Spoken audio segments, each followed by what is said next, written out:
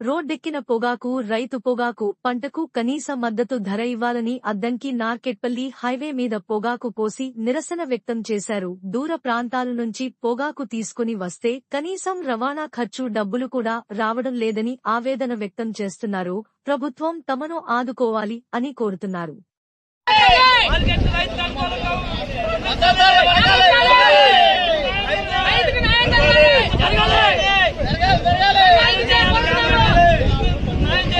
చేయాలి